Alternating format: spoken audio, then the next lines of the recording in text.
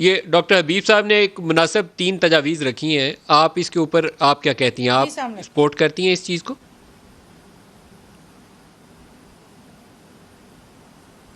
دیکھیے ابھی تک جتنی بھی تجاویز پہ عمل ہوا ہے وہ کوئی افیکٹو نہیں تھی. سو اب اگر جب ہم وینٹیلیٹرز کی ایک بھرمار لینے جا رہے تھے اس وقت ہمیں آکسیجن کے بارے میں پہلے سوچنا چاہیے تھا. سو دیر ایک تسلسل نہیں ہے چیزوں کے بارے میں کہ کون سی چیز کی کیا ضرورت ہوگی.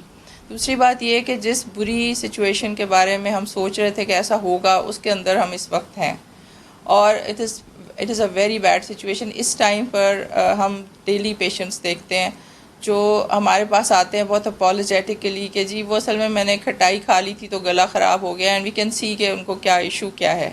سو کئی بیچارے ہم سے آن لائن کر رہے ہوتے ہیں کنسلٹیشنس، اور یہ بہت زیادہ ہے.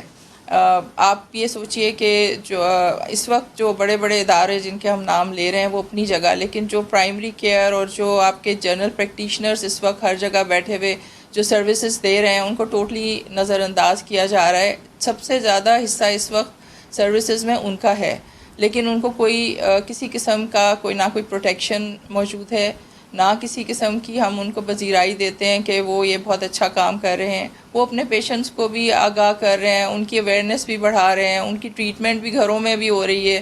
یہ سارا سیگمنٹ جو ہے نا یہ مسنگ ہے. ہم صرف یہ کر رہے ہیں کہ ہم نے اربوں روپے صرف بیڈز کریٹ کرنے میں لگا دیے، لیکن ہم نے اس انفراسٹرکچر کو جو آلریڈی ایگزسٹنگ تھا اس کی ٹریننگز کے لیے کچھ نہیں کیا. اور اگر کی بھی جائیں گی تو جن لوگوں کی جائیں گی وہ ہوں گے جنہوں نے کبھی کوئی پیشنٹ جا کے گھر پہ دیکھنا ہی نہیں ہے.